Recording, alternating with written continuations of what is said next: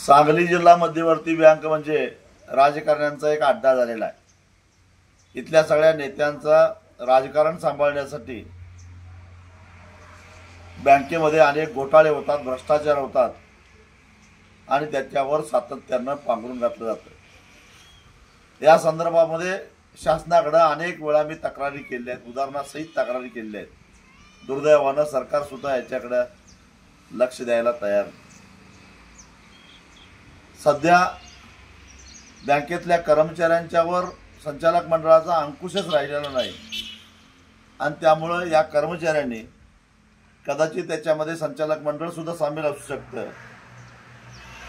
2,43,00,00,000 एवढा सर्वसामान्य जनतेच्या पैशावर दरोडा घातलेला आहे।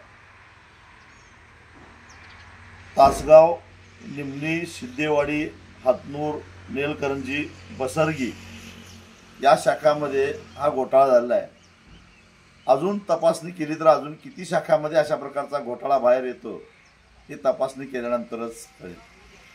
शेतकऱ्यांचे दुष्काळाचे भरपाईचे आलेले पैसे, अतिवृष्टीचे पैसे, ठेवीवरचे व्याज आणि डिव्हिडंड या सगळ्या पैशाचे बोगस खाती काढून, बोगस एंट्र्या करून या कर्मचाऱ्यांनी हे पैसे हडप केले।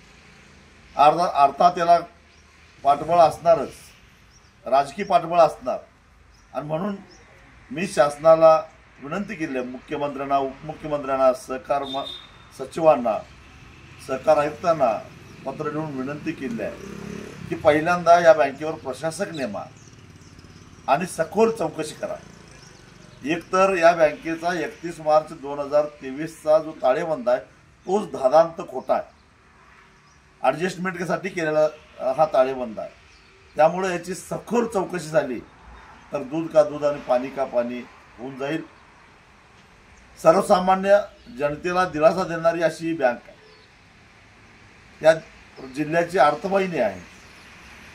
ही बँक जर का पुन्हा अडचणीत आली तर जिल्ह्याचं नुकसान होणार आहे, शेतकऱ्यांचं नुकसान होणार आहे, सामान्य माणसाचं नुकसान होणार आहे आणि म्हणून सरकारनं ह्या अशा भ्रष्ट प्रवृत्तीला कठोर कारवाई करून तातडीनं ठेचून काढावं अशीच आमची मागणी आहे।